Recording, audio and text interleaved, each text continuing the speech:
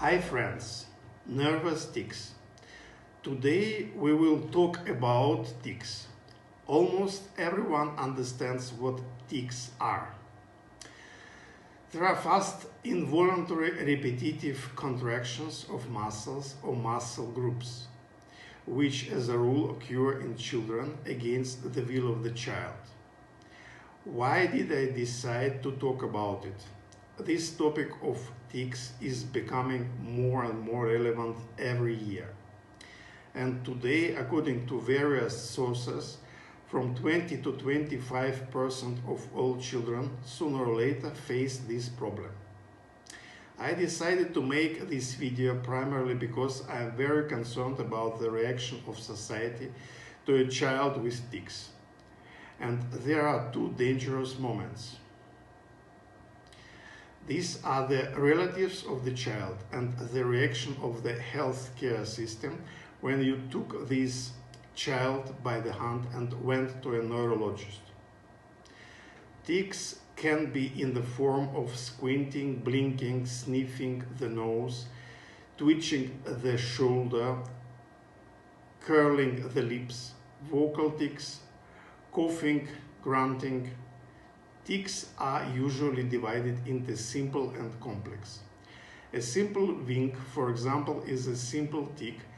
A wink combined with a head turn is a complex one.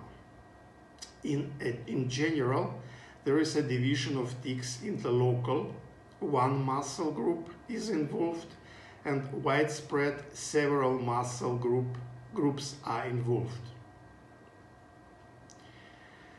Typically, tics appear between the ages of 4 and 7, with boys suffering from tics 3 times more often than girls. Regardless of the intensity of examination, treatment, and pedagogical efforts, in 80% of children the tics disappear by themselves by the age of 12, and in almost 100 of people disappear by the age of 14. Why does this occur? Quite unequivocally, whether a person will have tics or not will be determined by genetic factors, predisposition. But by and large, few people understand why this process is being launched. However, when tics do occur, there are two standard responses. The first is an attempt by adults to re-educate the child. When the attention of the family is focused on this, and when everyone is watching the child and making comments. By exertion of the will, the tic can be stopped, but the attempt to control and the subsequent depletion of control leads to deterioration. That tics cannot be defeated by an effort of will. But it is absolutely established that the more actively relatives try to fight tics with pedagogical methods, the more actively these tics will manifest themselves and repeat. That's the most ideal model for dealing with tics, is to pretend that they do not exist. And now the next stage is when you're tired of tics, decide that you need to do something, take the child by the hand and go to the doctor.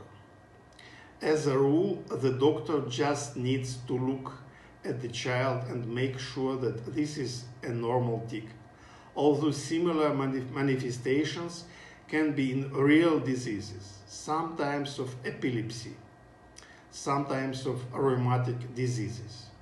Sometimes a more or less serious examination may be necessary, but these occur extremely rarely. Tics can be treated with medication or cognitive behavioral therapy. They are carried out by child physiologists, psychologists, or psychiatrists. But any treatment is carried out only when tics really interfere with life and cause pain. And when it comes to drugs, then these and anticonvulsants, antipsychotics, antidepressants. In some situations, botulinum toxin is used.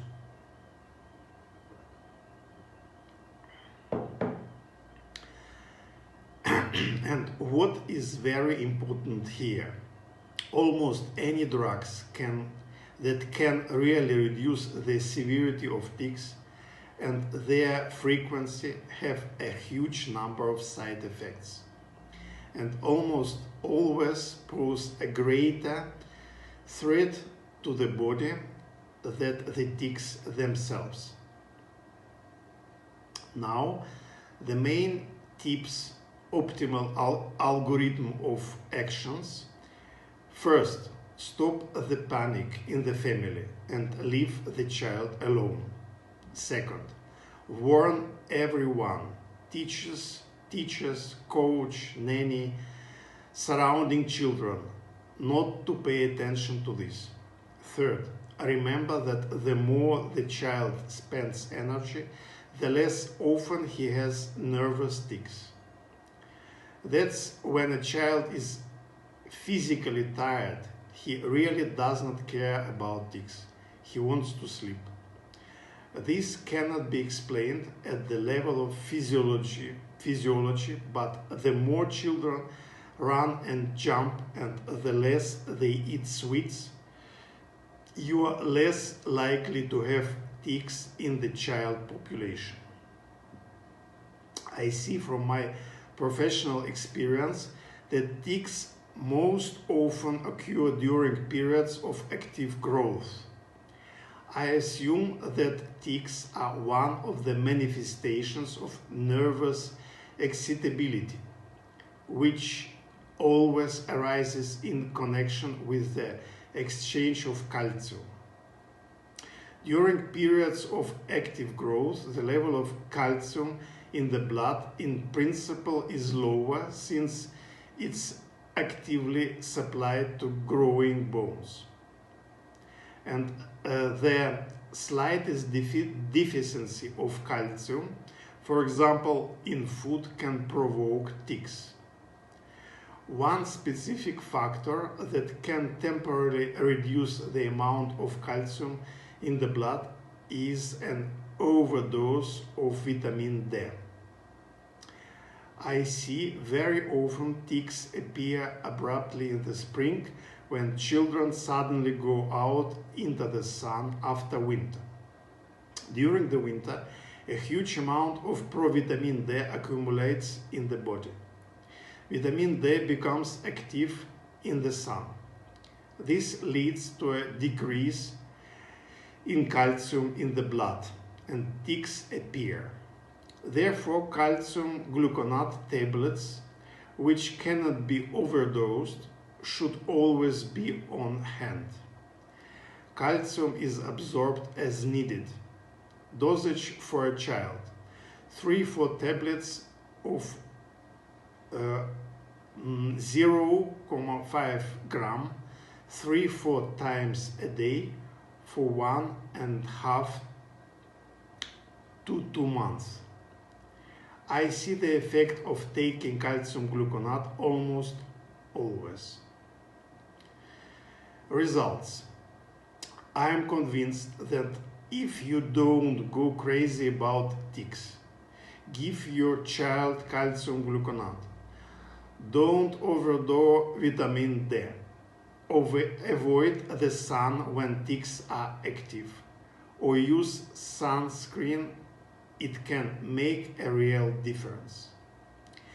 Be healthy and see you soon.